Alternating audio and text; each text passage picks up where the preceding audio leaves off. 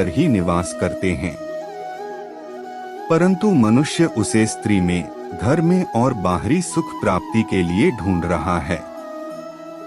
श्री कृष्ण कहते हैं कि भगवान उपासना केवल शरीर से ही नहीं बल्कि मन से भी करना चाहिए। ईश्वर का वंदन उन्हें प्रेम बंधन में बांधता है। मनुष्य की वासना ही उसके पुनर्जन्म का कारण होती है। मनुष्य इंद्रियों के अधीन है, इसलिए उसके जीवन में विकार और परेशानियां आती हैं।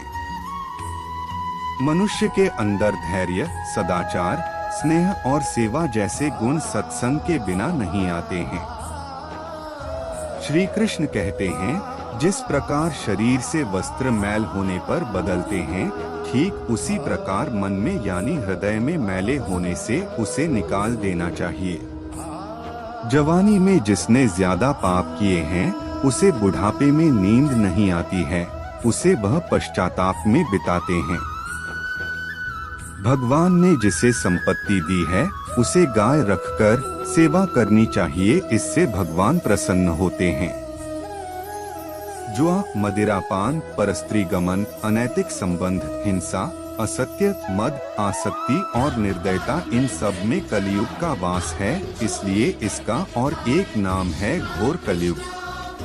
अधिकारी शिष्य को यानी जो ज्ञान प्राप्त करने में परिश्रम करते हैं, उसे सद्गुरु, अच्छा गुरु अवश्य मिलता है। भगवान श्री कृष्ण कहते हैं कि मनुष्य को अपने हृदय को बार बार समझने की कोशिश करनी चाहिए, ईश्वर के सिवाय उसका कोई नहीं है। साथ ही यह विचार करना चाहिए कि उसका कोई नहीं है इस ब्रह्मांड में भी जो उसका साथ देगा। भोग में क्षणिक, क्षण भर के लिए सुख प्राप्त होता है, साथ ही त्याग में स्थायी आनंद है। श्री कृष्ण कहते हैं कि सत्संग ईश्वर की कृपा से मिलता है, परंतु कुसंगति में पड़ना मनुष्य के अपने ही विचारों के कारण होता है। लोभ और मोह माया, किसी से अधिक लगाव पाप के माता पिता कहे जाते हैं।